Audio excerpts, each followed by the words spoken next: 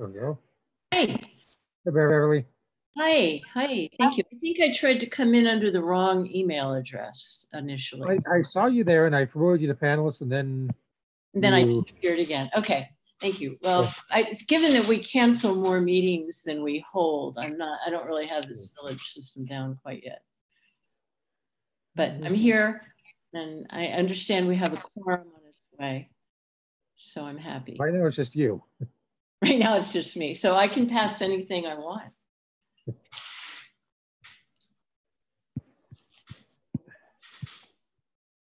So it looks like Nora's hanging out. Nora, here's Marlene. Okay.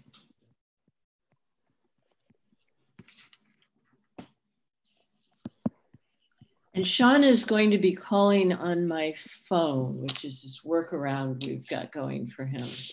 Yep.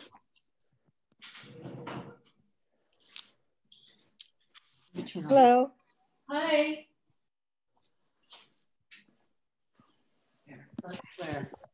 Hi, Marlene. How are you? I'm okay. I'm so glad to see you, or see your name anyway. You want me to put my video on? Yeah. I mean, we've all been on. I haven't been to a hairdresser since February, so. Well, I ran into you in the supermarket anyway, so we know what each other looks like. I know. Yeah, with the mask on. Yes, that's true. Do I need to take notes? I think so. I was going to bring that up when we got to minutes because we were really unclear. There's Sean. Hang on. Hi, Sean. Hi, Sean. Hey, Beverly, Hi. Can I tag on with your phone? You can. We're all expecting you. Can everyone say something and we can see if they hear you? Beverly is the best. I think they heard that. Yes. Thank you for calling in.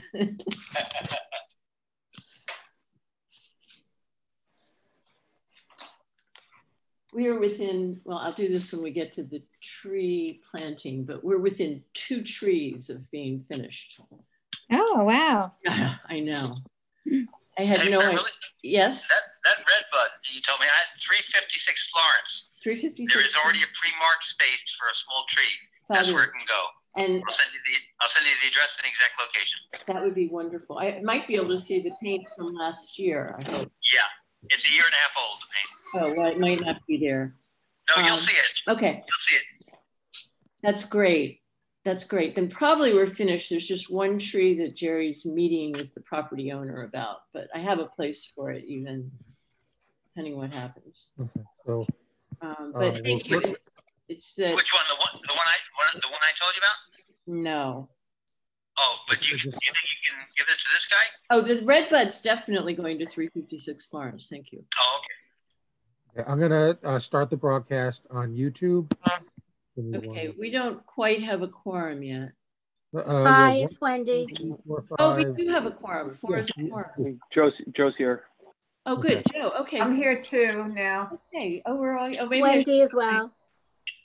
I've got my screen, and Sean is on the phone. This is great. Thank you, Dan. Bev, would you like me to share screen and put the agenda up? Yeah, if that's helpful for everyone. That would be great. Okay, I'll get that going. Just a moment. So the meeting is on YouTube right now. So feel free to start whenever you're ready. Okay. Well, is Nora here? Yeah, I'm here. Nora's here. Nora's here. I'm here. And Sean is on the phone. So we have a quorum. In fact, we have better than a quorum, which is wonderful. So thank you, all of you. It's really nice to see you. You too. Shall we start by talking about the minutes? Because in August, which is the last time we actually met, I need a motion to open up the meeting. Oh, are we? Call to order. Yeah, you have to call the meeting to order. Oh, I thought we did. It's 7:35. We're called to order. You need a motion to open and a second. Okay, motion? I second. Gail seconds, Gail Kohler. Okay, who made the motion? Oh, You. I'm sorry. I'll make the motion to open. Okay, thank you, Wendy. Now the minutes. Can we do the minutes now? Jessica, say, I'll ask everyone to whether in favor of opening the meeting. Oh, sorry. Thank you for coming. I'm not very good at Robert's rules. All in favor? Yes. Yes. Yes. Yes. Anyone against? Stickler. No. Any Yeah. abstentions? No. Okay. Now can I do the minutes? Yes. Can everybody see the agenda? I just want to ask. Yeah. Yes. Yes. Okay, good. Okay. Thank you. You're welcome. Okay, in August, which I believe was the first time we used the streaming, I think the whole committee misunderstood about minutes, and therefore we thought that the recording was our minutes, and we don't have written minutes. So apparently that's not the case, and we'll have to go back and reconstruct them. So I have to say, I took a stab at it's like a, I don't know, 40-page recording. I got some of it done, but I haven't finished it. And I was thinking that today that I hadn't finished it. So okay, so shall we defer that till, thank you very much. well, let's see, or somebody should remind me. Yeah, okay, like me. So do we vote to defer approval of the August minutes? We have to because we don't have them. Oh, I know, but we have to vote. Okay. I motion. I make a motion. Okay, Okay. Second. I'll second. In favor? Aye. Yeah. Aye. Aye, Sean Gorman. Thank you. Okay, I think that again is anyone opposed? Okay, thank you. So we will do that next time. And you're taking minutes this time, Marlene? Yeah. Okay, thank you. Comments from residents. I don't think we have any in attendance. Am I correct about that? There are two Oh. residents in attendance, Okay. Mr. Seifert and Tristan Kincaid. Yes, Tristan, I invited. Okay. Would either of you like, we have a very full agenda, but would either of you like? Yeah, Mr. Tiekert has his hand raised. I will allow. Okay, we can give you about 2 minutes. Thank you. Can you hear me? Yeah. Yes, Yeah. thank you. I'm sorry, did you just say I get 2 minutes? Yes. I would point out that your agenda just says comments from residents. There's no limit on time. Are you not a resident? I'm sorry? Are you a resident? I am. Then I don't think we have a problem. Thank you. Okay, my problem is the limit of 2 minutes. Well, we have a very full agenda. I understand, but you haven't stated that on the agenda. Oh, well, then I added it as new business. Would you like to start now? Are you going to limit me to 2 minutes? Yes. I would say that's very unfortunate. It's not compliant with open meetings law or kind of constitutional stuff. So I will do what I can here. Okay, thank you. Thank you. Maybe I'll start with, you have on your agenda, you had some trees tested for verticillium wilt. Yes, that was You know that? one. That was one, and it was on one that you've pointed out to us in the past that needed attention. Well, the report actually says it's 2, No, it's three. and they both came back negative. Yes. And I'm just wondering, is this something we're doing for all trees now, or is this just for these trees? It was one tree, and there were several. I'm sorry, Beverly. I'm looking at what's on your agenda, and it says there were 2 samples sent in. I think they were both from the same tree. Okay, 2 minutes is unreasonable. I think it's very unfortunate you're doing that, and I will make my comments in writing. Okay, that'll be fine. Thank you very much. Do you have anything else you want to say right now? We still have a little bit of time. I said what I. Okay, thank you. Tristan, did you have anything you wanted to say? No. Okay, thank you for coming. Okay, correspondence that we've received. The first one, which is attachment 1, A through C, was a request from a resident to remove a large tree, right-of-way tree, in front of his property at 305 4th Street and replace it with a small one. The tree, as he pointed out, it is healthy, looks healthy, but he's worried about it. And he's also did send us photographs showing that the roots had disrupted the sidewalk at one time, but it had been repaired by the village. If you haven't had a chance to look at these photographs, you'll see it. And he thinks that the repair is being cracked. Now, this is a very good example of where the repair would have probably done better if we'd had structural soil.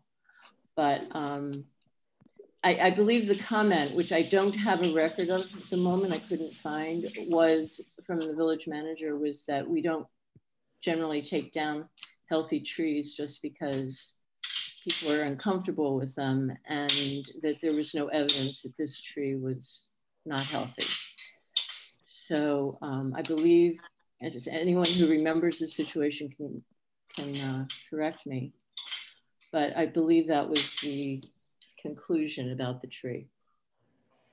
Then there was also correspondence from a number of people, or several people, on Bishop and Maple, I believe, is one of the other streets in that area, talking about the fact that the evergreens that were used as screening along Bishop for the Metro North, that whole embankment, have been removed. They were in fact removed by the village because a lot of them were dead. And Gail subsequently pointed out that the same thing happened on the other side with, what is the street there, Gail? Hoyt, H-O-Y-T. Hoyt, right. This comes up later in the agenda. But Jerry has replied on those that he needs to negotiate this with Metro North. It's been going on for years, but that the village is prepared to do the replacement. And again, this will come up later in the agenda as well. And then we have correspondence from 130 Beach Avenue. It included two parts. One was the statement that the tree committee is showing implicit racial bias in its selection of tree sites. And also that the tree committee is showing careless proofreading of the subtotal labels within its proposed list of sites for new trees. Sean Gorman did reply to this, the first part of this, show that we have in fact planted trees in other areas. My primary comment on that is that Gail and I know, have been looking very hard at the streets in Washingtonville, and it's very difficult to find locations that can accommodate trees. The right-of-ways are very narrow. There are a lot of overhead wires. One of the things we are hoping that the tree ordinance will accomplish is give us allow us to plant beyond the right-of-way, which is to put village trees on private property with the permission of the owner. And that may open up a little bit more opportunity for just canopy, which is very much needed there. I've been looking at those streets for a long time, and we've put a few trees in there over the years, but I agree, not many. Also, if anyone has suggestions, including the resident, of addresses where we would be able to put trees, certainly we would appreciate receiving it for next year's planting, because it needs it for a lot of reasons. Old business, tree ordinance update. Nora and I worked on it. This is the ordinance that never goes away. We asked the village trustees not to consider it when it was scheduled in September, because in fact we had received another battery of comments from residents that we had not had time to analyze and try to work into the draft. And also we've received comments from two of the land use boards, one of them the planning board, and the other, the Board of BOA, Board of Architectural Review. And Nora and I have gone through the resident comments and made a number of changes that we're going to recommend. We have not addressed the planning board ones yet, but we will. Let me see what else there is. Oh, we have attached those several other things, which is a revised list of recommendation species that I drafted.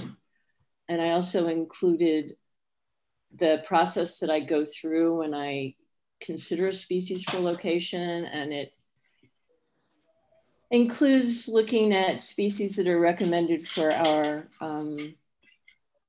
USDA area, and also things through our own experience that work in different parts of the Mamaroneck, such as along the Post Road or in a shaded neighborhood, as well as what's on the list, but as well as, oh, things like planting strips and overhead wires and other things that I've outlined on the list.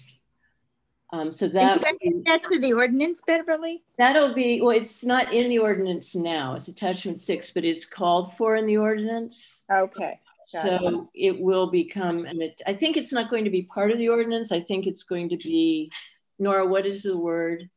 It's going to be a separate schedule so that we can make changes to it without having to. I guess it's just going to be a list that's referred to. Okay, okay. So that we don't have to change the ordinance anytime we have new information. Got it. Okay, and then also attached as 8 and 9 and 10 are the comments that we received from Planning Board, BOA, and residents. So the fight goes on. We're still working. Just for your information, the Harbor and Coastal Zone Management Commission, I believe they are reviewing the trees at their work session tonight. Oh, good. So it's happening right now, I imagine. Okay. What does BOA stand for again? Board of Architectural Review? Architectural Review, yeah. Board of Appeals. The BOA is, I believe that's the Zoning Board of Appeals. No, that's ZBA. Okay, so, okay, then I think you do for the architecture is the BA. And we're the TC. Yeah. I thought the Board of Architectural Review is the BAR.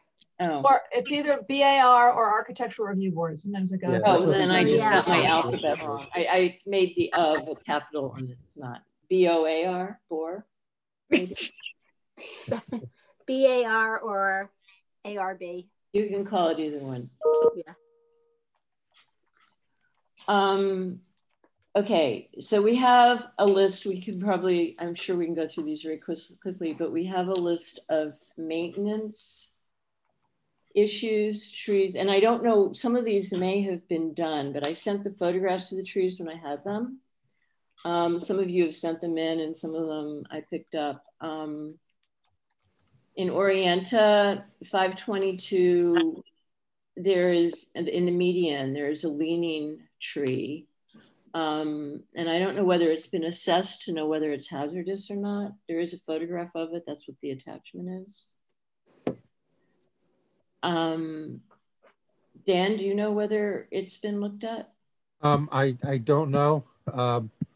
I hate to sound unprepared, but well, you've just come in on this, so I didn't. I didn't really have a chance to. I thought I'd give you a shot. Probably in the end, if we don't know, people may know about some of these, but the best thing probably is to send, just to cut and paste both the maintenance and the trees for evaluation or removal and send them to Tony and Jerry and ask them, to take a look before we meet again, so they'll be able to do something.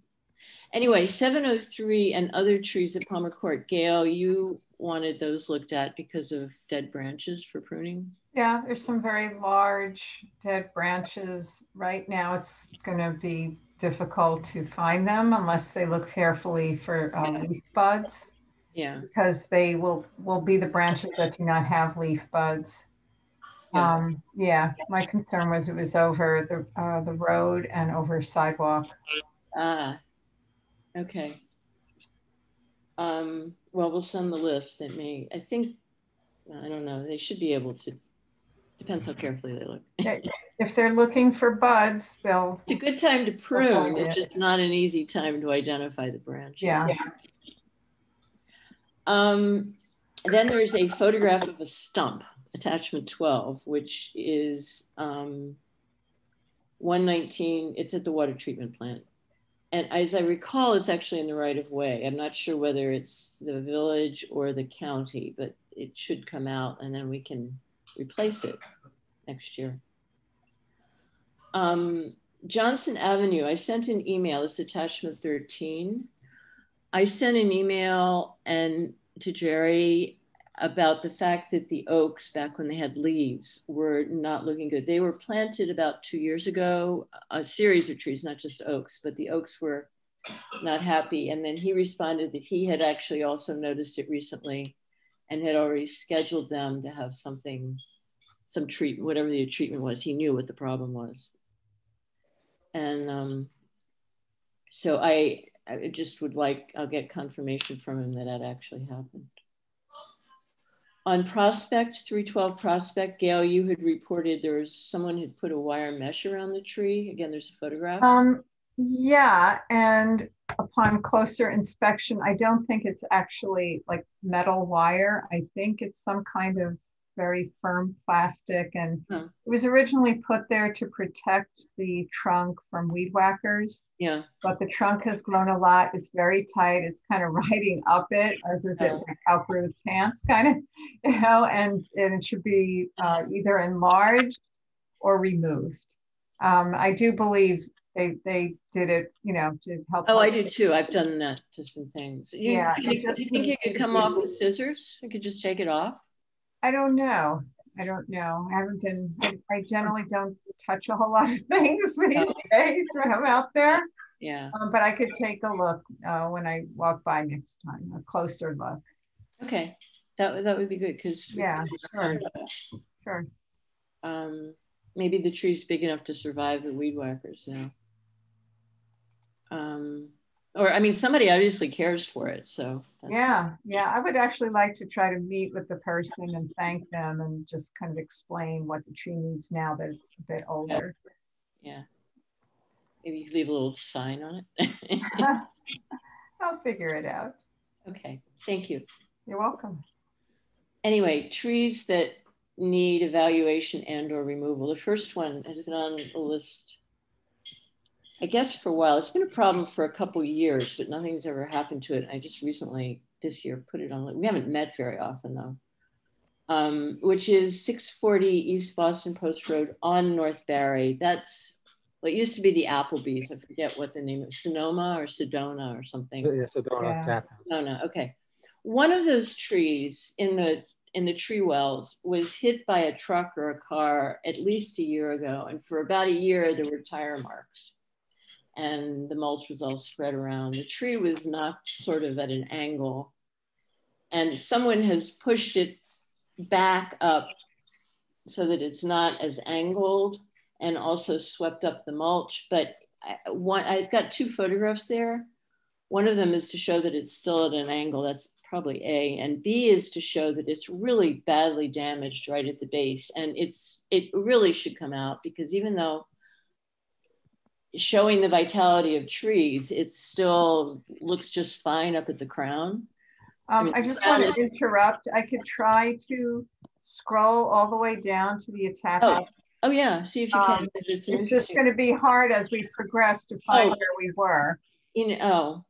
Okay. But I could try. So attachment, what number is it? 14? We're at 15A and B. Sorry, 15A and B. No, okay.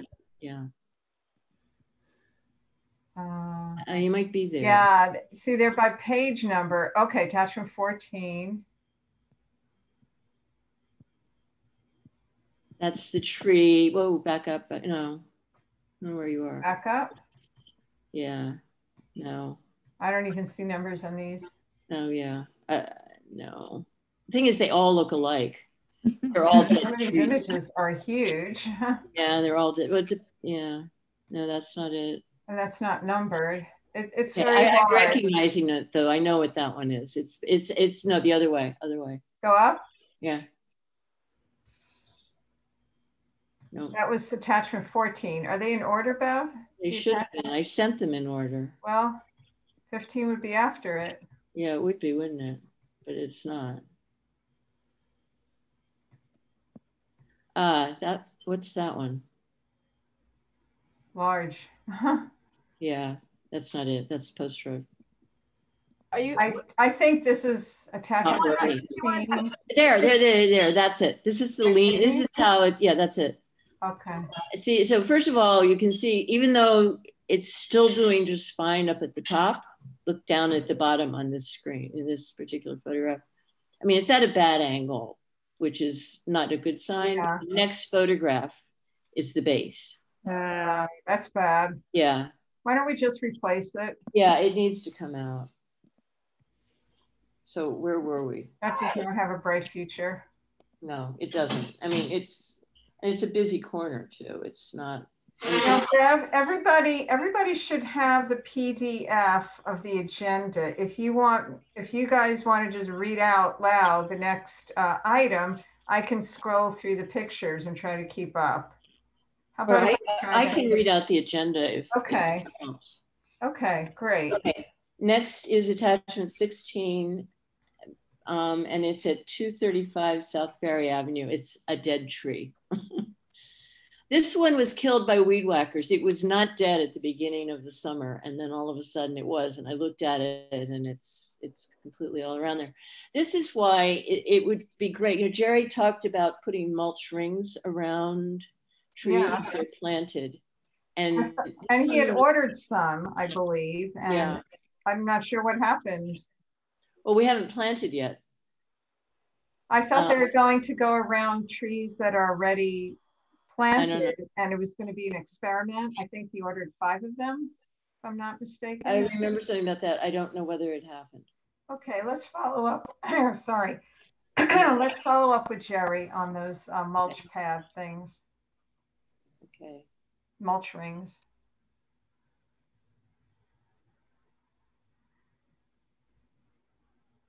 I did send him one email asking about them, probably when I sent this one over to Tony and Jerry, but I don't recall what he said about it. Okay, attachment 17, 300 West Boston Post Road, another photograph of a dead tree. I don't know, so the next photograph. I don't that might be it. That's the Post Road. That's the schoolhouse. Mm-hmm. Dead tree. Okay. Okay. Was this an experiment where we planted a tree by toy box to see if there was? No, those died too. No, one of them is still alive actually. No, this one's before that, I think. It's a very narrow right of way, if I recall correctly, that gets a lot of car traffic. Like on the right of way. There is grass growing, so maybe not too bad. Yeah, I don't think this is the one. I think. Okay. Then attachment 18 is the water treatment plant. It's a dying tree for a change. Oh no, that's, yeah. No, I'm not sure. No, you've gone too fast. You've gone too far. Okay, it's this the first one under the big one, first small one. No, first small, the other way. First small one. Okay, that one looks better in the photograph than it did in person. The whole crown is dying. This may be a second photograph of it, maybe. Anyway, I think is that the water treatment plant? Yeah, it is. It's on the right of way, but it's in front of the. I know it doesn't look like what you think that part of the Post Road looks like, but it's where it is. Yeah, okay. Yeah, I think you can kind of make out the former Chase Bank there. Oh, okay. All right.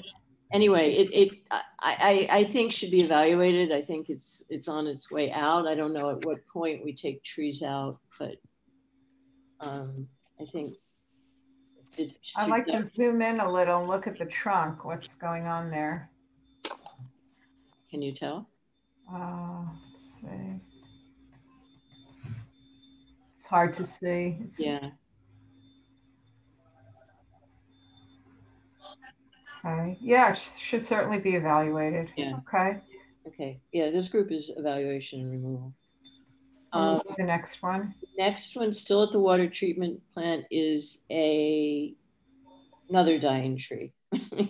This one may belong to the county. I'm not sure exactly what the county owns right here. I know they own the driveway, but I don't know whether they own this, which is, that driveway is the one into the water treatment plant. So in addition to establishing what should happen to that one, which I believe is dying even more than the other one, I guess we need to find out who's in charge of it. Jerry and I, we'll get to this later, looked at the county, at the treatment plant for county trees. Yeah.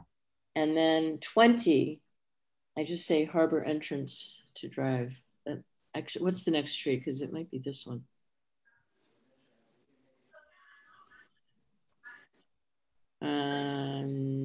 This is actually in Harbor Island Park. Yeah. And that one too, you know, I think, I mean, it's still a tree. It's still it's not terrible looking. I think we could get more life from it. Okay. So I think we could leave that for now. Okay. I mean, it's damaged, but yeah, it'll have to be at some point. Eventually, yeah. But leave for now. Okay. Good. We've taken care of one of them. Okay. The next tree is in Harbor Island Park near the Firemen's Memorial. And I've talked to Barry about this, but I don't believe it's been taken care of yet. It's attachment 21. And is this it? Yeah, that's a tree within a tree. Tree within a tree, okay.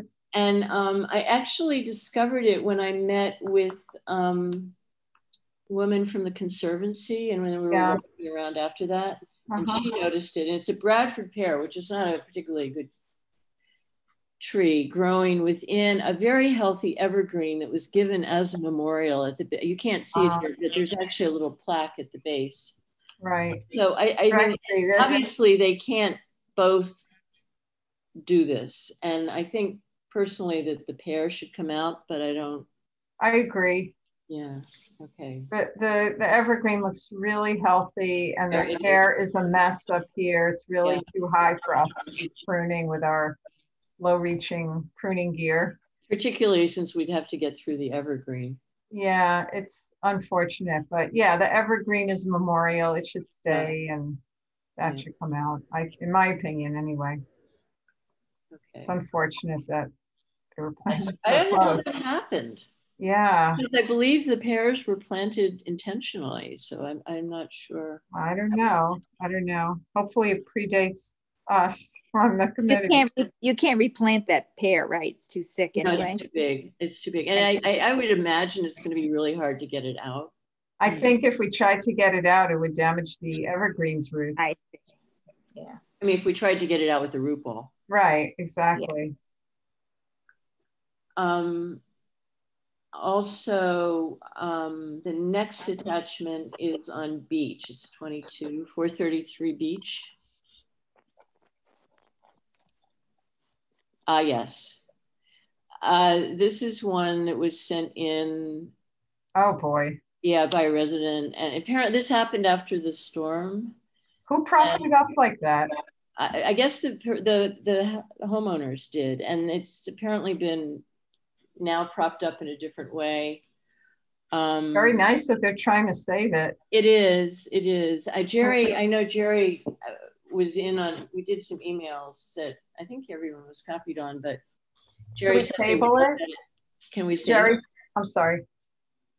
Jerry said they would look at it and take care of it, whatever that seems to me. I don't know how badly damaged it was, given the amount of scaffolding, I suspect pretty badly. Right. But that's why they'll evaluate it. Okay. And I don't know whether that's been evaluated yet. I haven't followed up. They really went through a lot of effort here to try to save. I know. Really, really nice of them. It was. Well, we'll get them a nice tree to go, but it's. I think that's an elm, which is too bad. But well, okay. Jerry will evaluate it. Maybe it's. Yeah, no, maybe something can happen with it, but the scaffolding is a little discouraging. It looks like they had a lot of flooding in that house too, to be perfectly honest. Okay, attachment 23, the next one should be the next one. Yes. This is at 163 Fulton on Woodbine. This is a dead tree. And I noticed it, I just noticed it while I was walking there. We're going to be planting a tree on Woodbine. I guess I was marking that location and got into quite a conversation with a resident there who pointed it out to me. And anyway, it just needs to come out.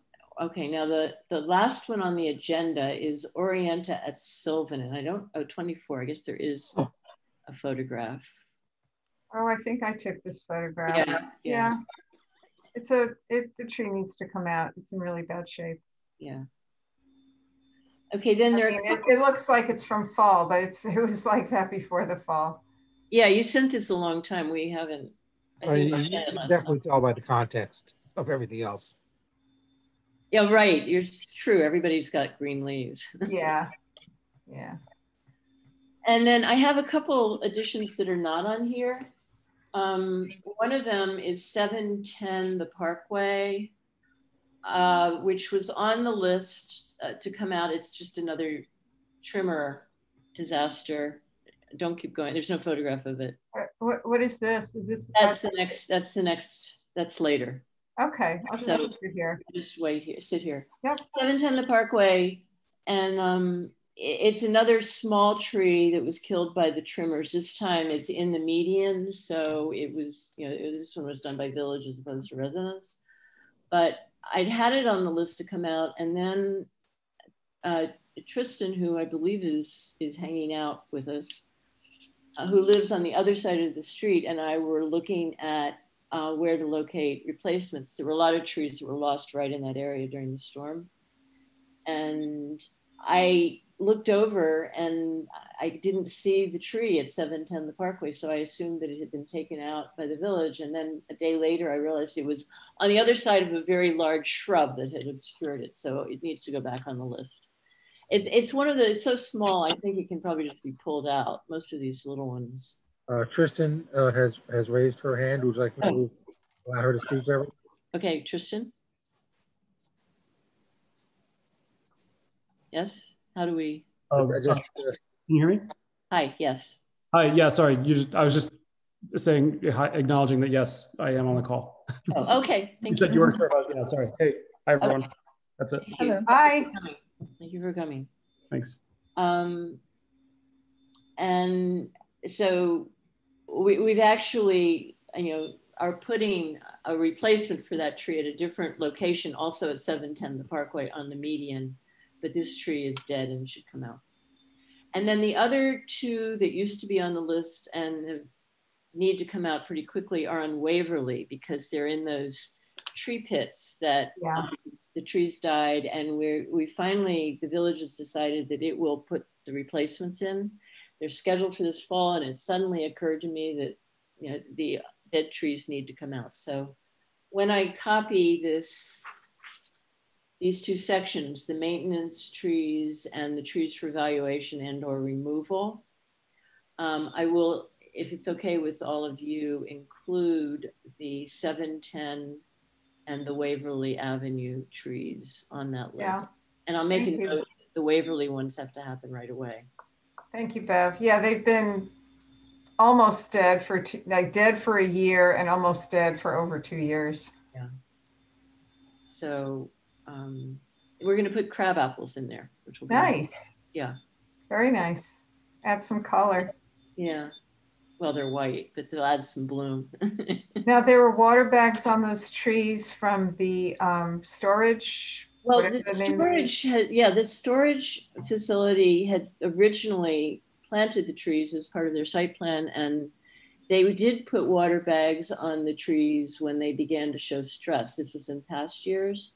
But no, they had the water bags on from when they were planted from the very beginning. Okay, well, they lost 3 anyway, and one of them was apparently replaced last year, because there used to be 3, and because there's a trident maple in one of the pits, and I am assuming that it was, last year's the only year we've done trident maples for about 5 years, so I'm assuming that it just got put there.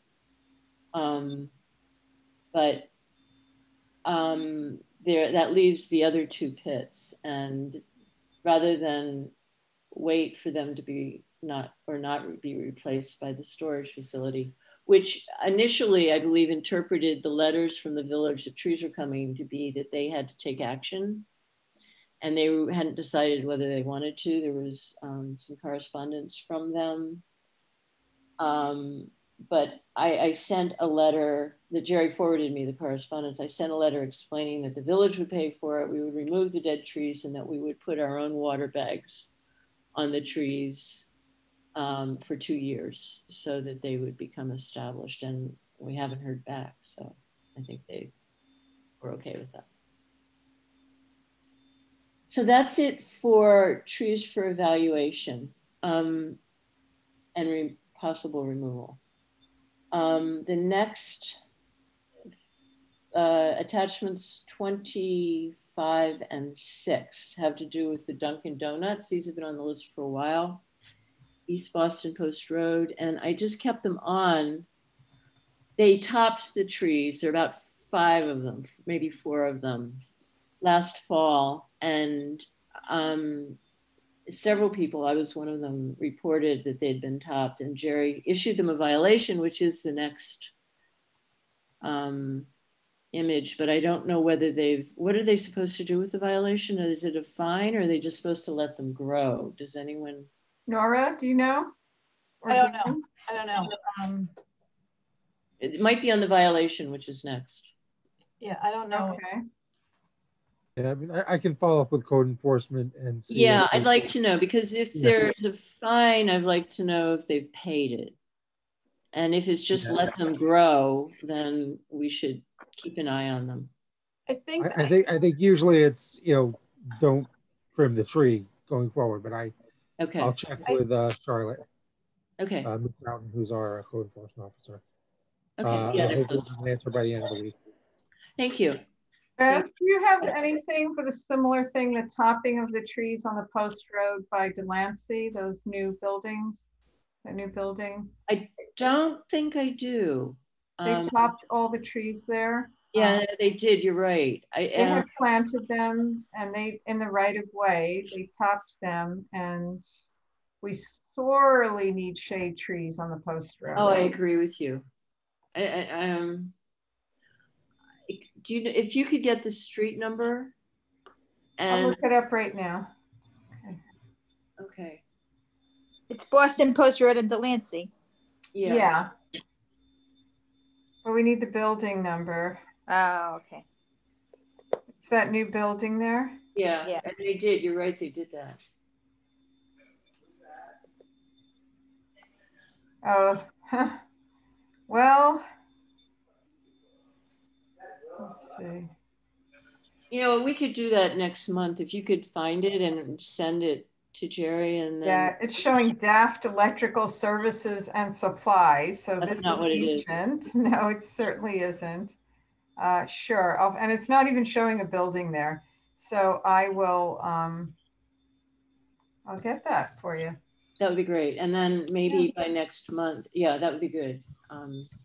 Maybe the violation notice can go out, and even if it's just letting them know they can't top them, that would be better than having them keep them in their gorgeous shape so we can see their gorgeous building.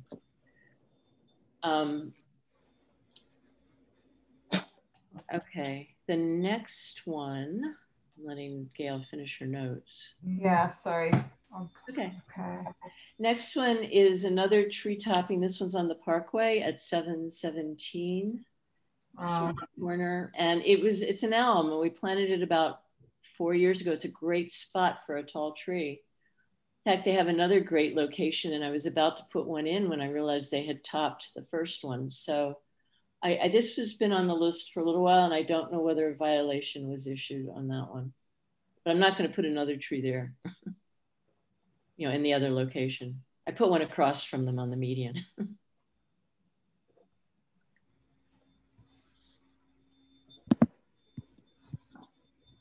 Okay. Okay. Then this is back to the water treatment plant, only a little bit bigger, at our last meeting, which was last summer. This is the Metro North letter? No, oh, Metro North letter. No, they're out of order. Sorry, Metro North should be. This is attachment. Oh, you know what? There's no attachment. There's no attachment for this one. This was conversations. George Latimer came to our last meeting. I guess that was August. And said that the county was interested in planting trees on county property in various municipalities, and that if we had any locations that where we would like to see trees, to let him know.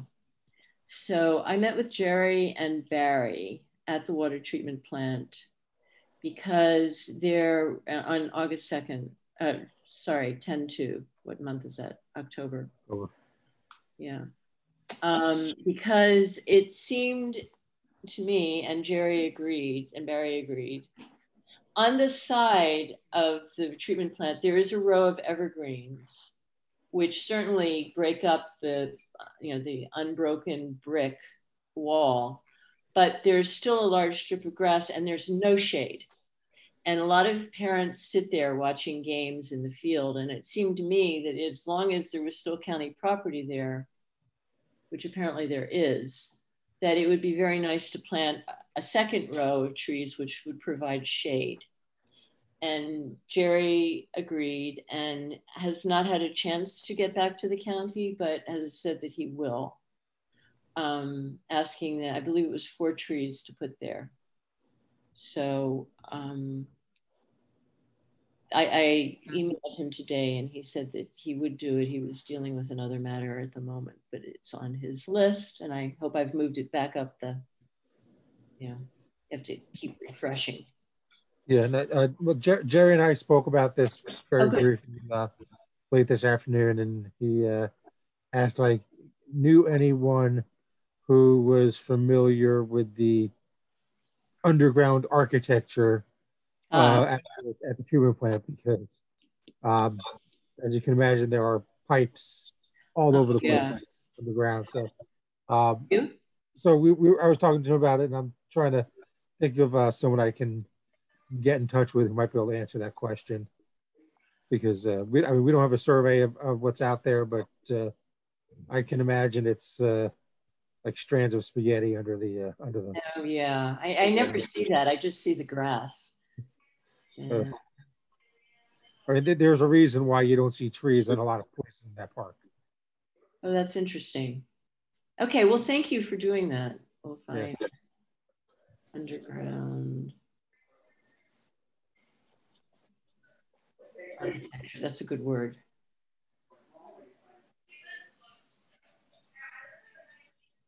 Okay, then the other county activity that's taking place in Harbor Island is at the corner of Rushmore, where the county has installed a new sewage treatment plant, which has been going on for several years. And this is why I met with someone from Harbor Island Conservancy.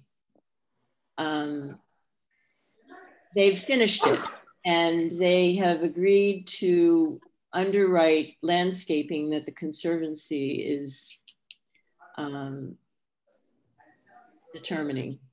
So I was meeting with her because we talked about the location of trees, and they're going to be, in addition to 2 small trees at one area, it's going to be very pretty because there's some benches and there are these small trees, and then there's going to be a Zen garden. And then we're also going to have 3 large shade trees, which are a little bit farther into the park, which will provide more shade in that corner, which will be really very pretty. But we located them so that they also don't interrupt the view from the bench to the harbor, which is really pretty. So the county is about to be very generous, I hope, with their trees.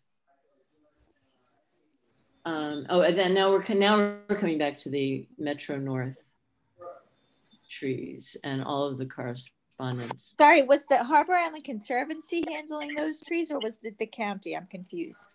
The Harbor Island Conservancy is actually handling them and has been given a budget by the county to do the restoration of the property. Okay. That corner of the park. Got it.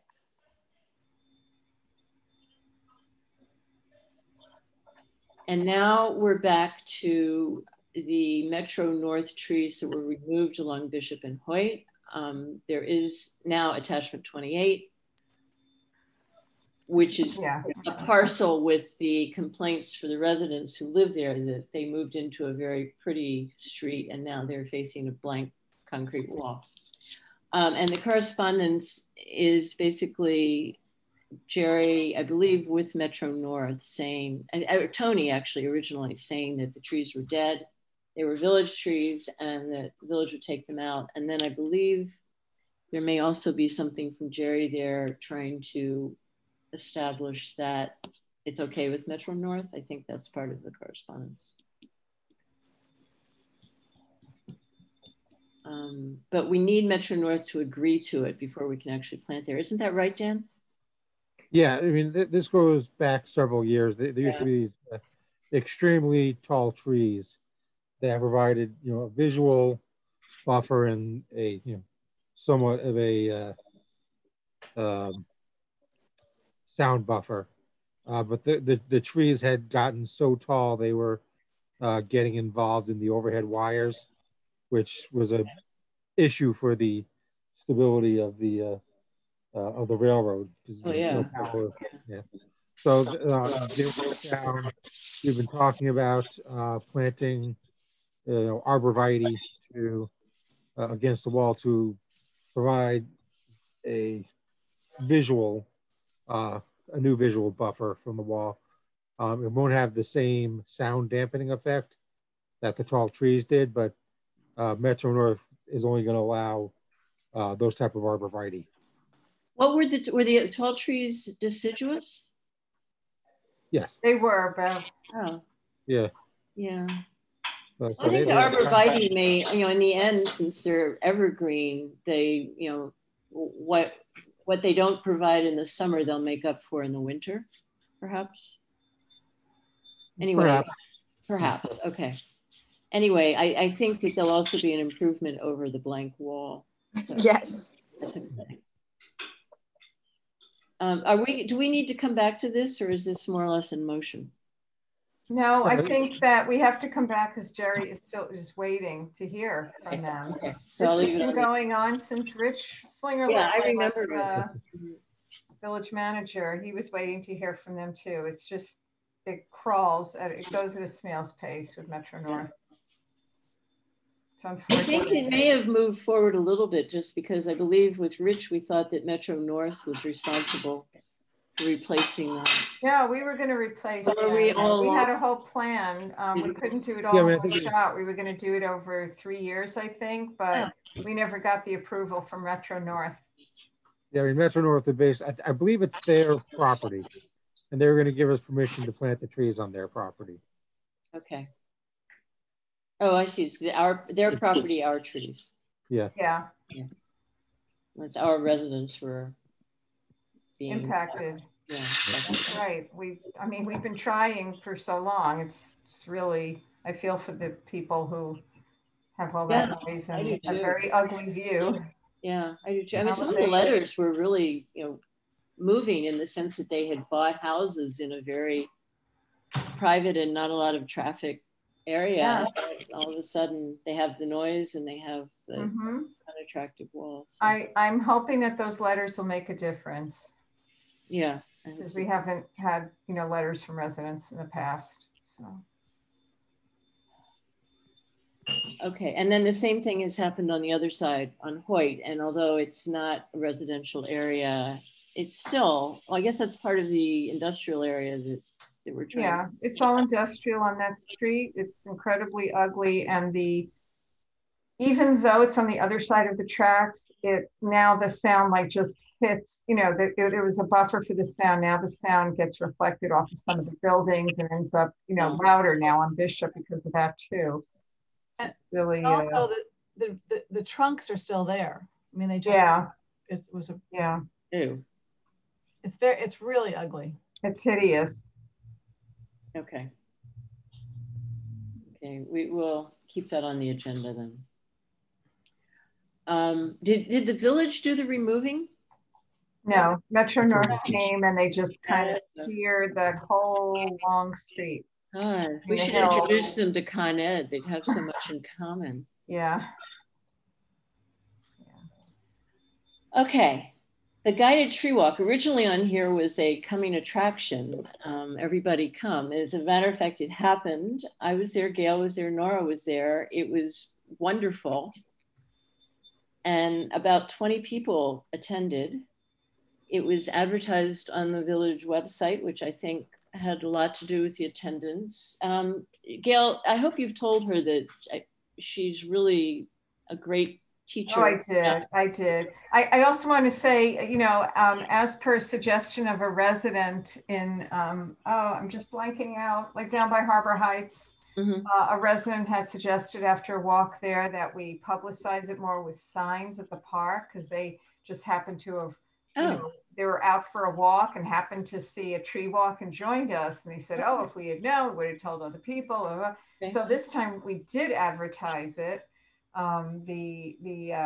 Jason put signs all around Mamaroneck, and we had people, a lot of people from Mamaroneck, all different areas. People from outside of Mamaroneck came on the walk. It was great. There was really great spirit. They learned a lot about trees. Jocelyn Kleiman of Sheldrake Environmental Center did an outstanding job. Yes, she did. She has a really nice teaching style too. Like, you're not afraid to ask her really dumb questions. Yes, very accessible, very warm, and very intelligent. Yeah. I think we should do 2 walks a year. That's what we were doing, right? A spring and a fall. Were we? I didn't remember whether we were doing 2. Well, we didn't do the spring one this year, but we have done 2 in the past. And I think, you know, based on the turnout, we should definitely do it. It's wonderful to show like the trees just, you know, starting to leaf out in the spring, all the exciting things happening with buds, and then at, you know, at the other end in the fall when they're going kind of to sleep. So I think we should continue. Yeah, I would love it. And it's a very nice outdoor socially distanced activity too. Yeah, it was socially distanced. We gave out hand sanitizer and masks that the village provided, which people very much appreciated. Yeah. Good. Well, thank you for setting that up. My pleasure. Okay, our next question is a perennial. It's been on our list for about 3 years, and I guess it wouldn't really be a tree committee meeting without asking it, which is there any plan to prune the larger of the new elms that we planted? We've done what we can from the ground. The reason, and this is throughout the village, for about 3 years, we thought we had this great new street tree. And then several of them, Wendy, there was one in Orient, I remember. There was one in Shore Acres, and I think there was one in Florence Park. Sean, you would remember, where they just dropped huge limbs in the humidity, and anyone standing under them. I haven't heard of it happening again recently, but Frank Budding advised us that this particular new variety, is it a variety? I don't know. Of the resistant elms was doing that. They have what he calls a chaotic growth pattern, which I know from trying to prune some of them, and that they're prone to this, although he seemed to think that when they get bigger, they might not do it. I don't know whether that's true or not. Dan, I guess you're the only person who would know whether, I think I know the answer. Nothing's been done on that, right? Not that I'm aware of. I mean, you know, I spoke with you about this, I think, early, or I've been, you know, last year and then early this year. Yeah. You know, I haven't been attending the tree committee meetings on a regular basis, so I following up on this. We should, I mean, if it's something that happens in the humidity, then it's not a problem for the next few months. But you know, even just an assessment of, I have a list of where we were supposedly planting elms. We don't know They didn't always go in the ground where I said to go in the ground, but that's about the best we have. They really should be at what? Was it a combination of rain prior to then the humidity? I don't remember. It was rain. There was a lot of rain, and then it was also very hot, and that's what split. It just kind of exploded. Yeah, they kind of exploded, but there was a lot of water. From what I remember, I'm pretty sure there was that water. might be why we got through last summer then. Yeah, because there wasn't a lot.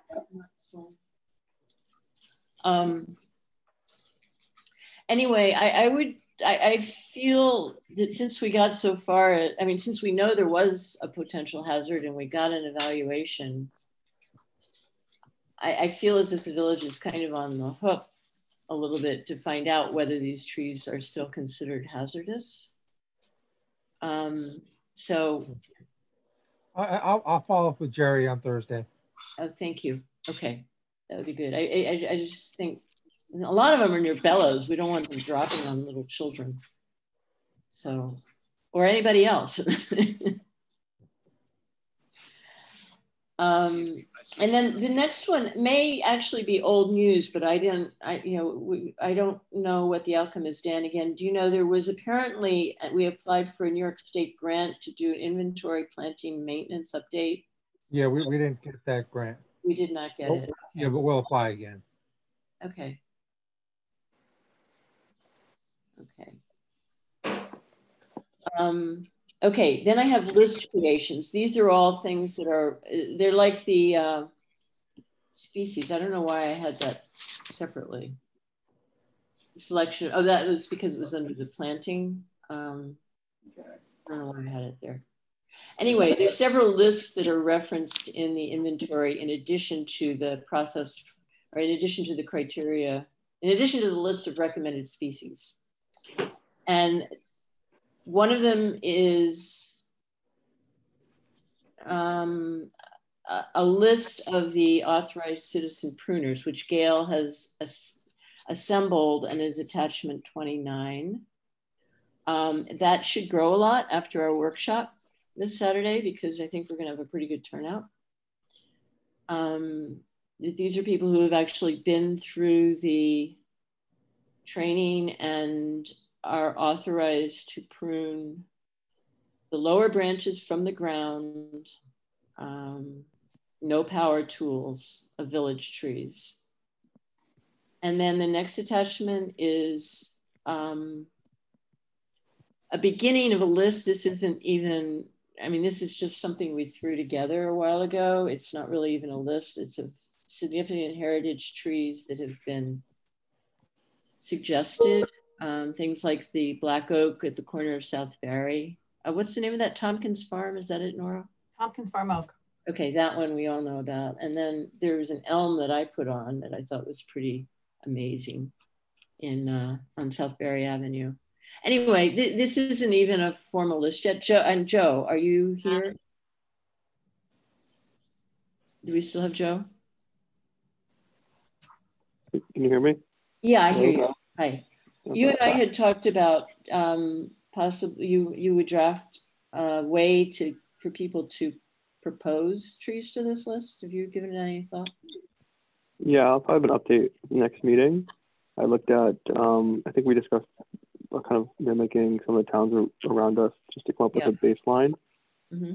So I think we can discuss that next meeting, and then we can kind of like start identifying what those trees are.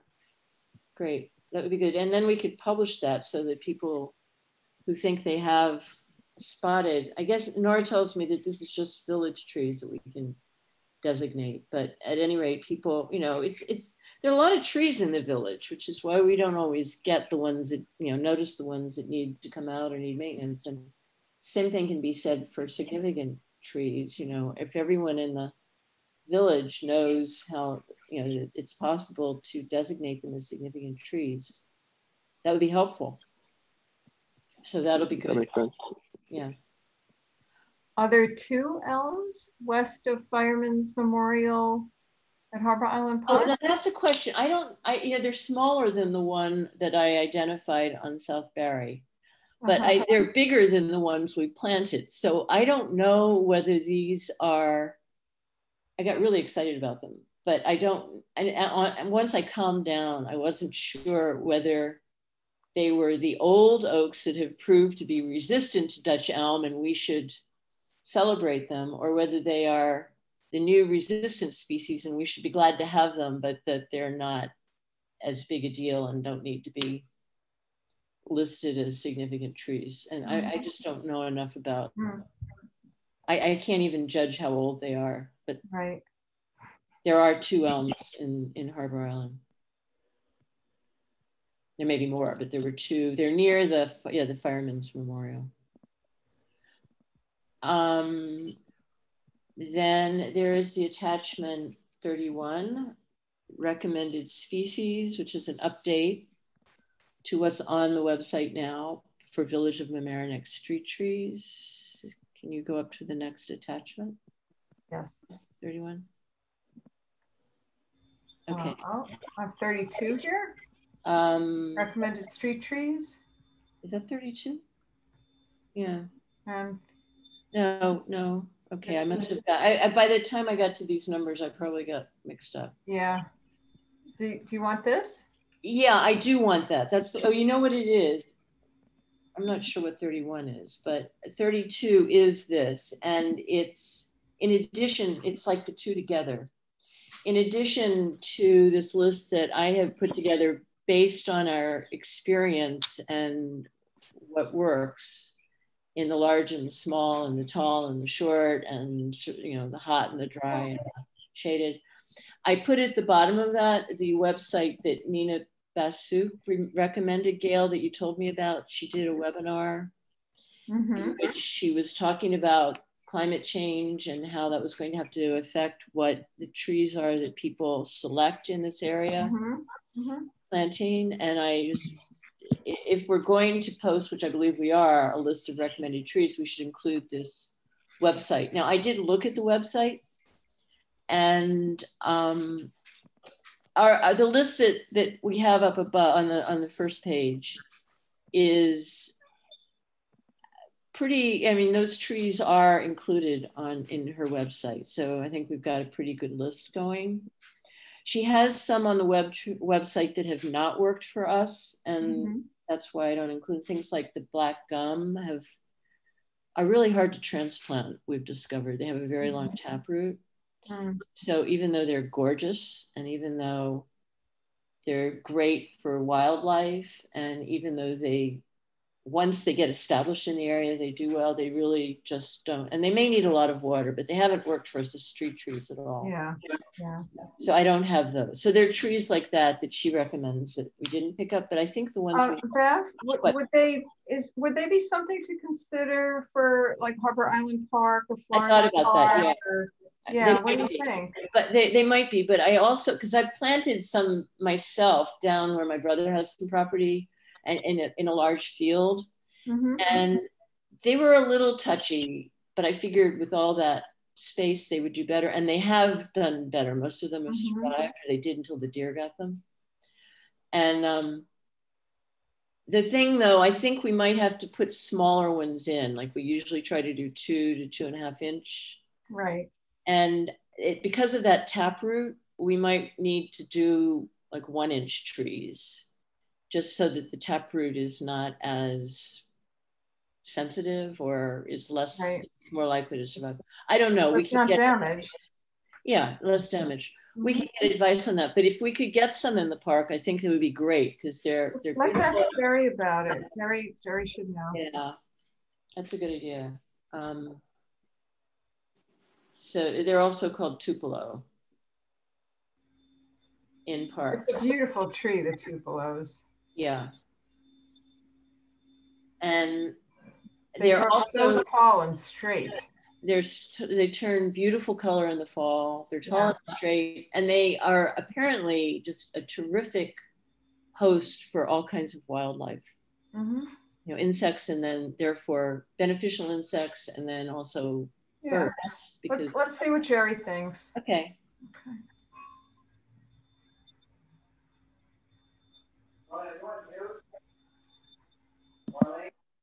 No. Okay, the fall planting list, which I didn't attach and I forgot to bring to the meeting. List of locations. So I don't know when the trees are going to be delivered yet anyway. I can email this to all of you. There's still 2 trees in flux. Well, actually, one of them went out of flux because Sean had a location. They kept, even this weekend, I was engaged in moving trees around. You know, it gets down to that last 7 or 8 trees, and then residents don't want them, and then they don't go somewhere else. But in settling, finally straightening out what tree went at a location at the corner of Henry and 4th, I ended up with an extra red bud because I had to move a tall tree in, and I was looking for a place for the red bud, but Sean actually had one that was marked out last year and then wasn't planted. So I'm gonna go put a white dot on the pavement tomorrow. And do we have access to the trees that Stuart had mentioned? I forget the name of the place that sells them on the post road, but they have some trees for us. Oh yeah, I evidently, I'm not sure. I didn't know about them. I think actually he did bring that up once before, and he and Sean corresponded about a year ago. And then I thought they'd been planted, so I didn't know what had happened. But you're right, that should be followed up on. Beryl, I should have an answer on the trees by the end of the week. I reached out to Barbado today to follow up. That actually would be perfect because I think it's on Friday, the last tree that's in flux, and I know where I can put it, is on Hinman. And I think Jerry's going to be talking to the resident. Yeah, I think it's the 413 or 419 Hinman. Yeah, he's actually wanted to plant his own trees, and we've been talking to him about that. So yeah, so as soon as you, I mean, if he wants some species that doesn't, you know, that we don't approve, and then he decides to take our tree, he gets that tree, and if he doesn't, I'll have to put it somewhere else. So I have Beverly. Yeah, that's Friday. So and then if you have a date, Sean is trying to say something. Oh, Sean, go ahead, Sean. I thought he was on my phone. Yeah, it sounded. I could hear him trying to say something. Oh, Sean, let me get you back on speaker. Sorry.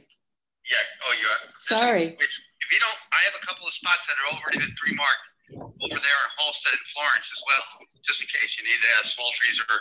I didn't even know another few spots that can be easily accessed, but let me know if you have any runover. I will. Thank you. The one that's still in flux is actually a tall one. So, and I might have a place to put it, but I do have. You know, I'm definitely going to put your red bud in at 356 Florence. Right. So, but if you need another spot for a tall one, I think I can come up with a spot for you. That would be great. And if you don't mind, if you have more spots, if you could put your list together now, the ones that didn't go in last year, that would be really helpful because we can do them next year. Okay. Thank you. Anything else? Oh, Jerry, and I guess Dan, you may have worked with him, mailed letters to the property owners about planting trees. Yeah. And actually, I think it became more than 6 decline. There was a little confusion because a couple of places, the trees were actually scheduled to go like on medians rather than the property or things like that. So we straightened those out. I think maybe in the parkway. I kind of channeled a letter that I channeled an email conversation that Sean and I had a couple of years ago about the value of trees on private property, and that's kind good. of Yeah. Well, pretty much they seem to have been well received. Yeah. And anyways, because of the small number that was turned down, that I don't have a final list for you, but it sounds like I'll have the final decisions on trees about the same time you're going to get the final date or the likely date for the planting. So we'll be okay. Just have to get Tony in and out to mark the site. And then, oh, here, mulch rings. Okay, mulch rings, which we hope will go on all the new trees, is on the agenda.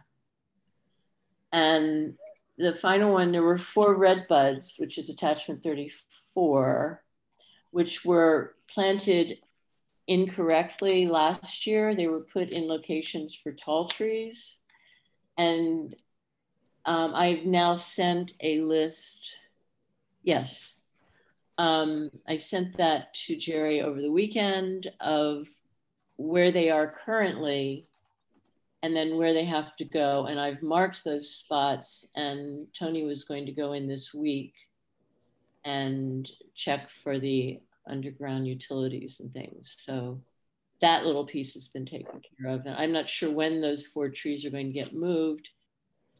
It's, you know, a separate operation from planting the new ones, because this is going to be done by the village. And it'd sort of be nice if it happened first, but I guess it doesn't really matter.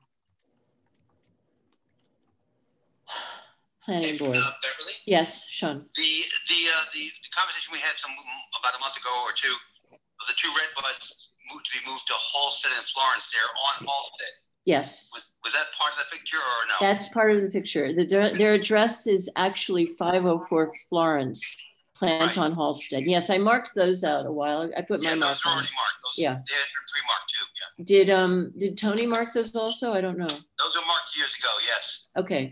He approved those years ago. There's no pipes there whatsoever. Okay, that's good. He still has to, okay, that's good. That's great. That'll be nice, because that's on Halsted, which desperately needs trees also. Yes, indeed. Yeah. Okay.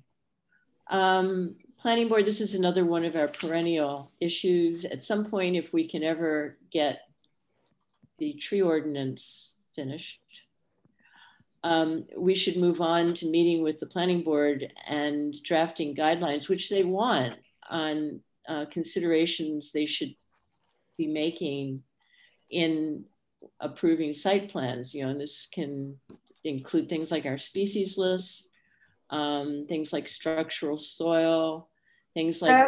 I don't think we should wait for the tree ordinance. I think we should be, we talked about this before, that we should be having, like, we should each have a liaison to meet with them, or if, you know, one. Well, okay, does someone want to be, I don't have any more bandwidth right now, though. Yeah, someone want to do it? I can't either with my new job. I'm barely able to stay awake for this meeting. Oh. Would somebody volunteer, someone else on the committee, to reach out to them? And because we need some.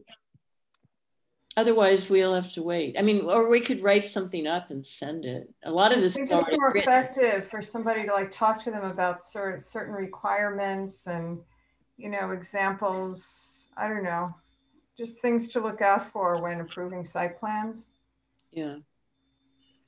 I mean, there's a list here of the things that we've thought of to include. Does anyone have time to do this, or shall we at least come back to it next month and maybe do something more concrete? Sounds like that's what. Sounds like we need to defer. Yeah. Okay. It is important. I agree. Every time I see a new sidewalk go in, my heart sinks, because I realize that it should have had structural soil. Okay, this is something that Stuart brought up. There was a test for vermicillium fungus.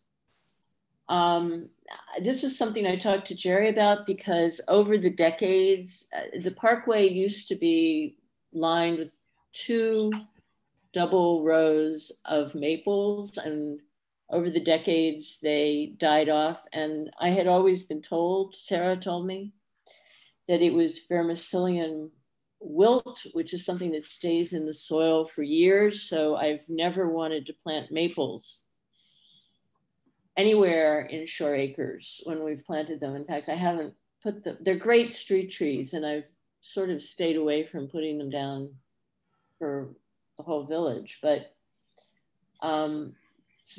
not so long ago, Jerry sent me some photographs of what vermicillium wilt looks like, and it didn't look anything like what had happened to the trees that I had seen. So he decided to, I have one of the few remaining maples, and I know that it is not in good shape, but I've got permission to keep pruning it because it's a really hot, dry intersection. And it's lost pretty much the other trees. And so I've been paying to have it pruned. Jerry's approved it and Rich approved it. And just so that it doesn't drop branches on people's heads. But, and this, it could keep going for quite a while that way, but he decided that he wanted to see what it was and confirm whether it's vermicillium or something else. And the lab report, which is attached, came back that this tree does not have vermicillium. They tested 3, I guess, samples. It is, oh, I don't know what the 705, I apologize to Stuart. There is one at 705. I didn't talk to Jerry about that one. He obviously saw another one with the same problem. And it was in each case, not vermicillium wilt, which means the soil should be okay, but that it's something called wound canker, which I then Googled. And I am going to be talking to Jerry about that because that's also a pathogen for maples. And if it's a problem, maybe these maples need to come out after all. I don't know. It depends how contagious they are. And that's what I want to talk to Jerry about. Although I'd like to do it soon because the tree's going to be pruned on Friday. But I'll take care. That's my problem. Anyway, that was the lab report that Stuart was referring to earlier. And if I would read the details, I would have seen there was a second street tree there. Larchmont, oh, new business. Oh, that was one new business. The another new business is Larchmont Nursery, attachment 36, is donating Kwanzaa cherry, a few hydrangea. Yeah.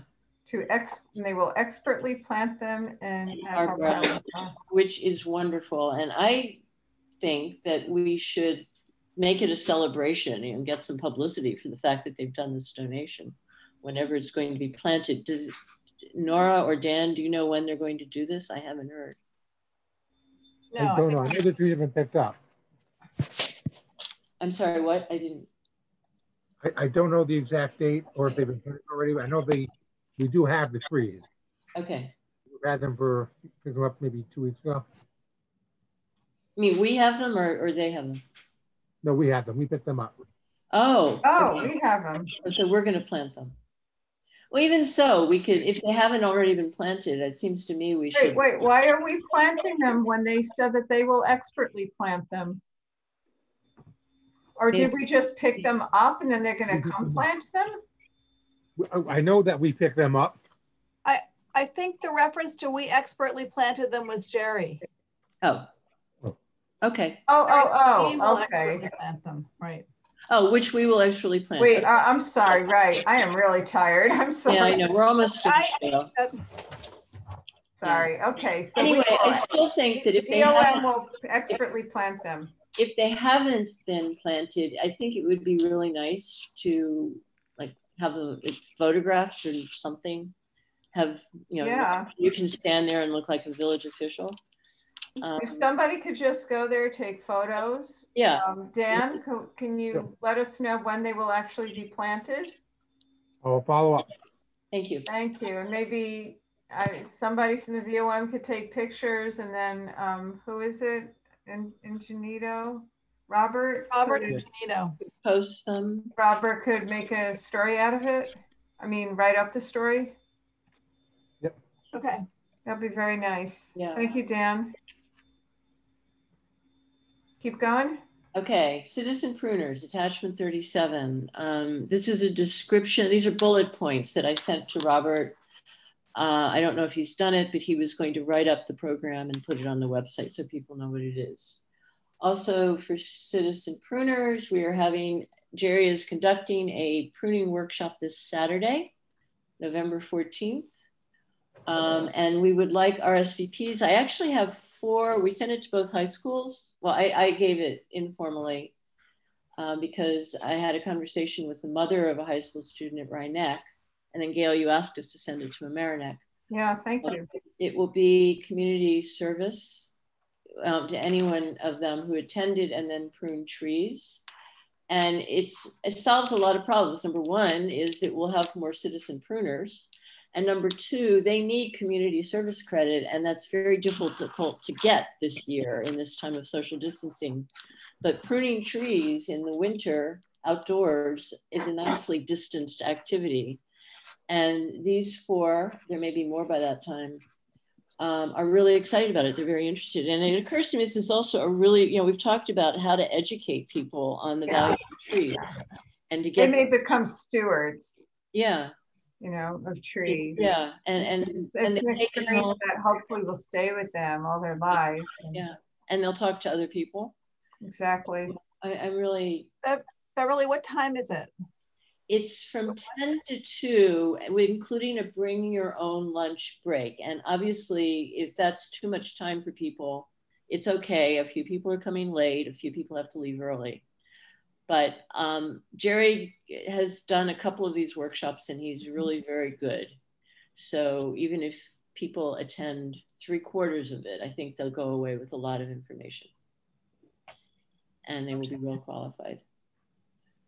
And it's meet in the parking lot in Harbor Island Park at I think it's on the next attachment, it's on the flyer, at the corner near the tennis bubble. Oh, nice. Isn't that nice? Robert did that. That's beautiful. It's Robert. We've got wow. So, and his wife is coming. Wow. Yeah. Great. Very nice. Yeah. So we have a program. It's fantastic. Yeah. Where is this being, is this just on the web? Not just, I'm sorry, but it is on the website. Yeah. Are there any signs being posted anywhere about it? Not that I know of. On the other hand, we also, we may have to, if we get too many people, we may have to have a second workshop because it's so hard to see. So. Right. So we have, yeah. I mean, it's not that I'm against publicizing it. It's that, it sounds like we're going to have a good turnout, and we can always schedule another one if we have a really great turnout. And we need one. So. Very nice I think it was in this past week's newsletter. But I can't find the newsletter right now. It's great. Okay. Really, really nice. It'll be a nice problem to have if you have to schedule a second. Wouldn't it be? Yeah. Yeah. Hey, after people are looking for things to do, outdoor things. Yeah. Local things. Yes. And I can say that, of course, I've always been sort of tuned into what was going on with the trees and nature and the seasons, but having spent a year pretty much locked in my house, I've been very aware of nature and the wildlife and the trees and the change of seasons. Yeah. I don't know what month it is, but I'm very aware of the seasons as they actually all over, show up. It's November, Beverly. It's November. Thank you. But you know what? I told a couple of you about 6 or 7 weeks ago, I looked out my window and I said, oh my God, the trees are turning yellow. What has happened to them? And then I realized that it was fall, which I had kind of lost track of. Yeah, it's been a very strange year. Strange. Bev, I'm still looking at this flyer here. I don't have the agenda in front of me at the moment, but can we talk about tree inventory and an idea? As an idea? I mean, at the workshop? No, past the workshop. It's definitely, you're right. It fell off the agenda. I think that I was going to ask, because it's been so long since we had a meeting, for other business. So let's just, can we finish up on the agenda and then? Yeah, I thought this was on the agenda because we mentioned we'd had a conversation about it. It was about the webinar that I attended. The New York Department of Environmental Conservation webinar. Yeah, let's make that other business. I don't see it on here. Okay.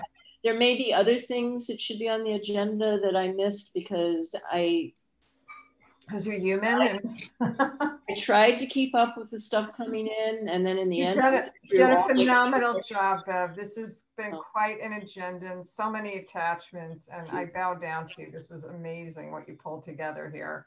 Really. No need to apologize for anything. But there may be other business, and we'll start with the inventories. But let me just, another new business item, which we've grumbled about, but I now would like to put it on as something to think about, because this has also come up in Shore Acres, the Property Owners Association, which is once again thinking about how we can try to get Con Edison to bury power lines. I know they always say it's too expensive, but they have never shown us what their costs are over the past, and or a projection of what power losses, you know, bringing in crews from around the country and cost to residents of lost work time because they've lost power. I've learned a few things, which is that actually it's controlled by the state. The New York State has a commission, and that burying lines that are currently above ground may be a New York State cost. But it is something that I believe if it's New York State could be bonded, and if it's Con Ed could be amortized. I just think it's a really big issue that no one will confront them on. And I think that certainly SAPOA, which is the neighborhood association in Shore Acres, is interested in this. And I think our next step is going to be getting in touch with other neighborhood associations, and then the village, and then, you know, in some unified way, talking to the county. Again, and I brought it up with Shelley Mayer, you know, and we just have to get support for approaching the state and Con Ed about doing this. I know Scarsdale looked at it about 5 years ago, 6 years ago, maybe. And I don't know what they ended up doing, but there was a suggestion at that time that whenever there's road work done, that would be a good time to bury some lines, and that would cut down on the cost. So I have only loosely associated ideas at this point, but it's something that I think should be an important issue for the tree committee, because Con Ed pruning is brutal to them. I mean, we all know what it looks like, and we all know that it damages the trees and it shortens their lives. And, you know, we keep investing in trees to replace the trees that are lost, and we need them for flood control, and we need them for all the other environmental reasons. And they don't care. They don't care. But if they were underground, that would not be an issue. They always say that it makes it harder to repair any time that we do lose power. But I have to tell you, I grew up in a neighborhood that was built in the 60s. All the lines were underground, and my parents lived there for 50 years, and not once did we lose power. So it was never a problem. I think that we should, I don't know, I would like to see the tree committee be in favor of it. What I would say is I don't know that it's necessarily something that the village can accomplish by itself. It can't. I know it can't.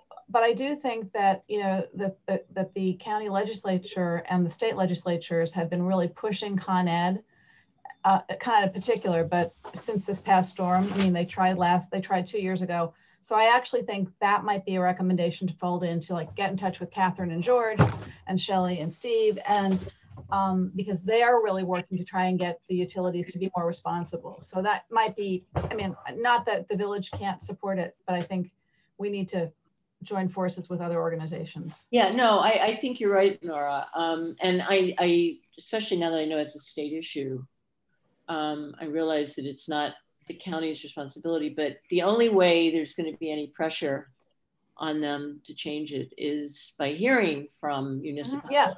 Yeah. Okay. So we'll keep doing it. And SAPOA will also be working on it and trying to get neighborhood associations behind it.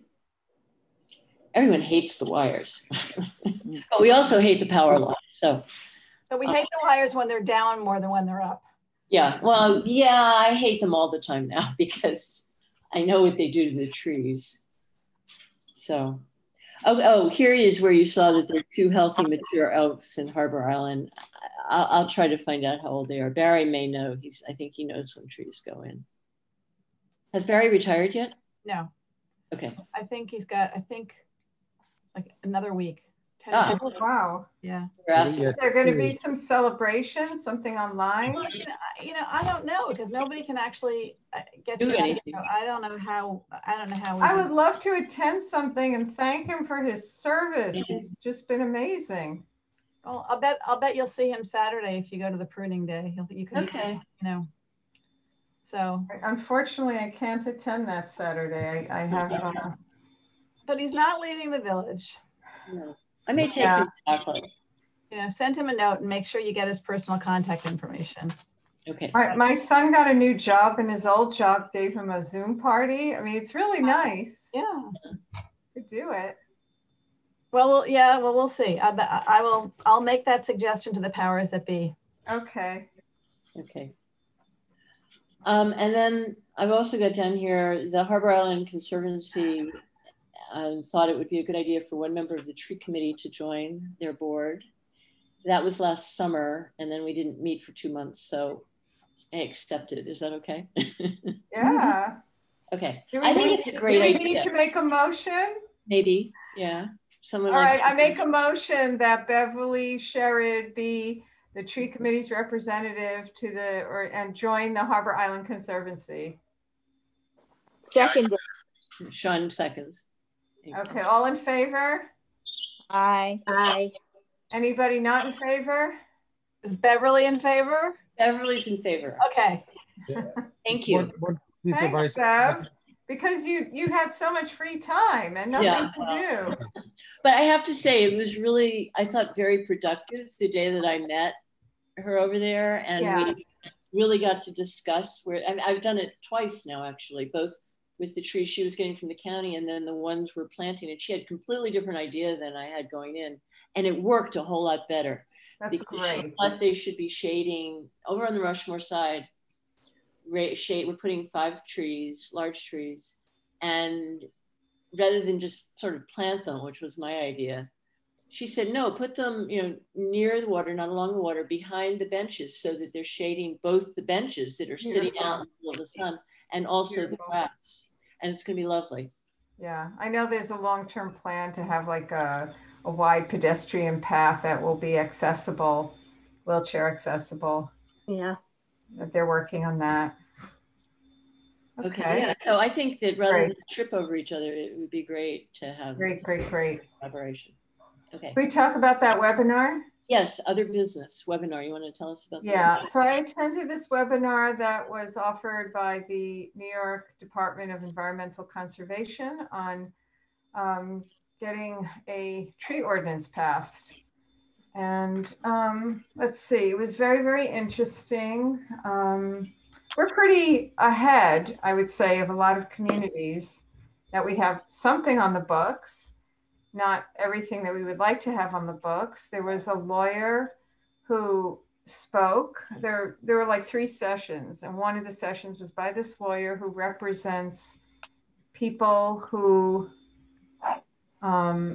do not want to have a tree or want to take down a tree or something, involving getting a tree ordinance around private property. Basically, what she was saying is that the Constitution says that, very highly respects private property, and only when it's really to the benefit of like the greater good can something be changed. I'm not a lawyer, so this is, pardon me if I'm getting this wrong, which is quite possible, but a big problem she feels is, and she's pro-trees, she's very pro-trees, but she feels the big problem is in education, that a lot of people, that so many people don't understand the numerous significant benefits of having trees, and not just little trees. The little trees do not provide flood amelioration, which we desperately need in the village of Mamaroneck for areas that flood. They don't provide the shade or cooling that the larger trees provide. And she was saying, you know, it's not like part of the zeitgeist, is that the word? The just sort of common knowledge of you know, of people in general, I guess, that how incredibly important trees are. So that just made me like lit my fire again about having tree walks and about educating children, having maybe, I feel like we need to do a lot more outreach. We need to do perhaps family programs, more like giving out little baby trees for people to plant. And I don't even know what else, but maybe we should, like, not right now, this moment, it's late, I'm exhausted, but maybe we could have like portion of our next meeting dedicated to brainstorming on how to educate people more on the benefits of trees. Well, I mean, following or adding to that is what we were saying earlier about the Citizen Pruner workshop, which is that if, you know, we've promoted it now in the high schools and some of those students are interested in it, and that might be, we'll see, you know, that's education. So. Right. Maybe when there's a baby born in the village of Mamaroneck, we present them with like a little arbor tree foundation tree, you know, compliments to the villager. I don't know what, but, you know, with a little letter saying like, you know, how incredible this tree will be and how incredible this new person is. And I just something like, let's have a time to brainstorm, everybody, about how to do more. We're doing it. Let's keep doing more and more. I think there'll be a big payoff in the end. The other piece was that they very much, another presenter very much emphasized that part of any tree law is you've got to have a tree inventory. And our feeling was always, you know, we've got to plant the trees now and, you know, we'll do the tree inventory later.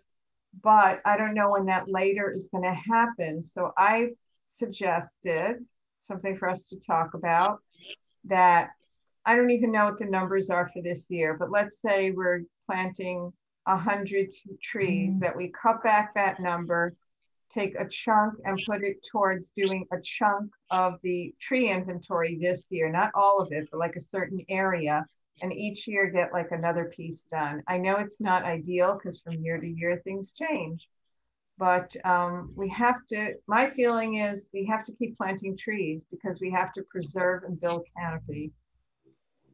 And we have to have a tree inventory, and we can't pay for all of it at one time.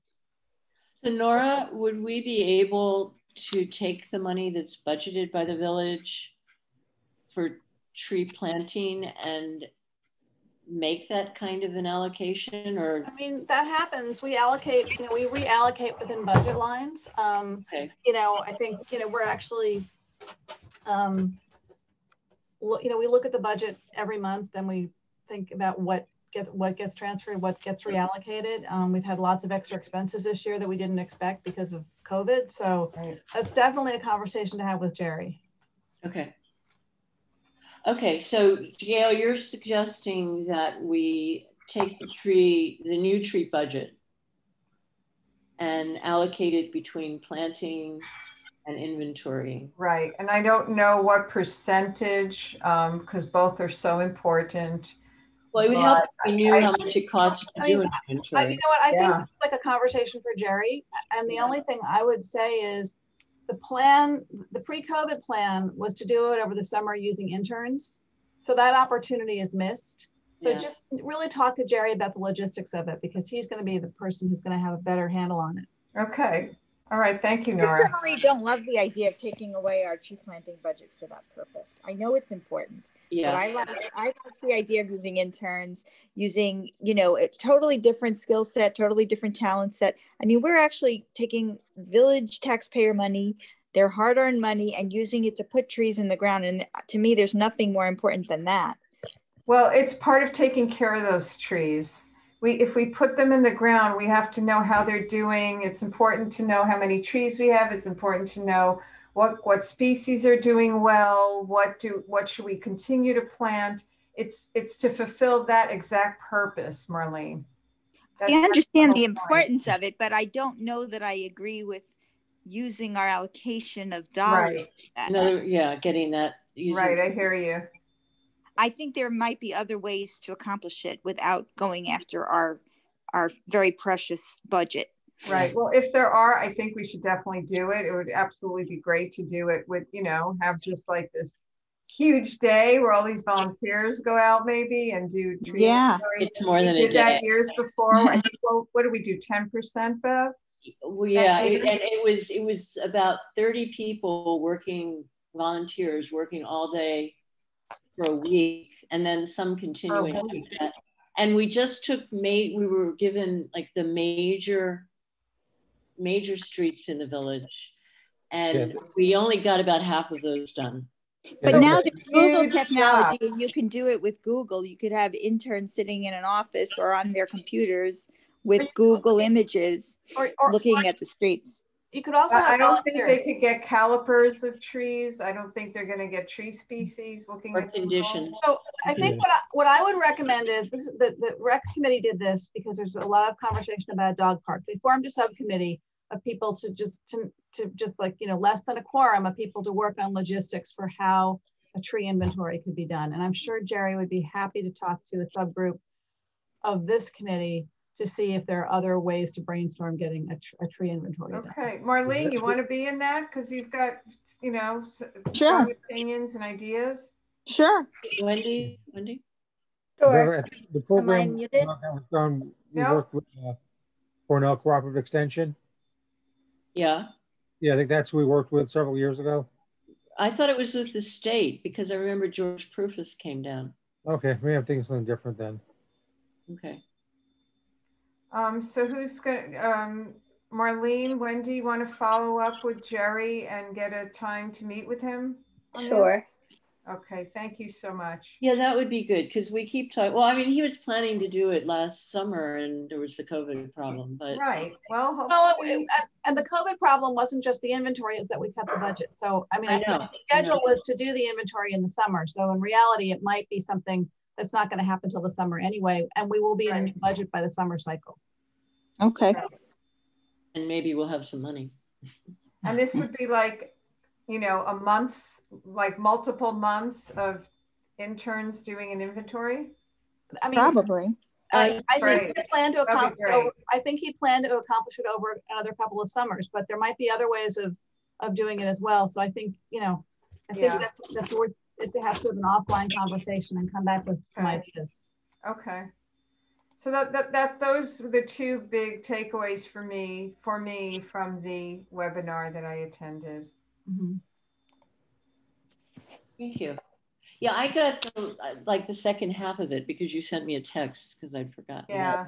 I was sorry to have missed the first part. I'm afraid I have to go, folks, because I get up super early for work and I can't even keep my eyeballs open now.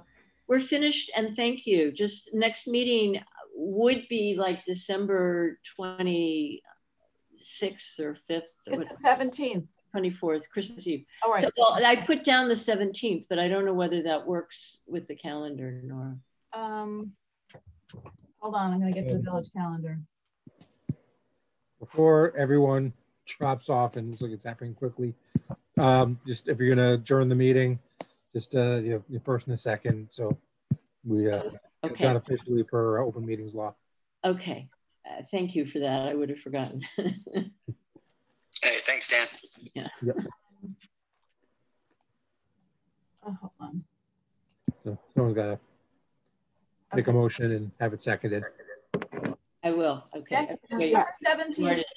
17th is okay. It's a Thursday, and the only other meeting is the VAR. So I think that's okay, Dan, right? Should be. Yep. Okay. Nora, you've usually asked Sally about the dates. Can you? Yeah, we can. Yeah, I'm going to write a note. I'll email Sally tomorrow. Thank you. Okay, everybody. I hope to see some of you on the 14th, if possible. And otherwise, have a happy Thanksgiving, Zooming with your families and friends. And may I have a motion to adjourn? Yes. Marlene? Yes. A second? I second. Wendy, second. Okay, all in favor? Aye. Aye. Okay, any opposed? No? Any abstentions? Oh, were you opposed, Nora? No, I'm saying bye. I was waving. Oh, bye. Oh, no, keep your hand down. Okay. How did I do, Dan? Very good. Okay, thank you, everybody. All right, good night. Happy Thanksgiving, everyone. Stay well. Yeah. Yeah, happy Thanksgiving. Bye.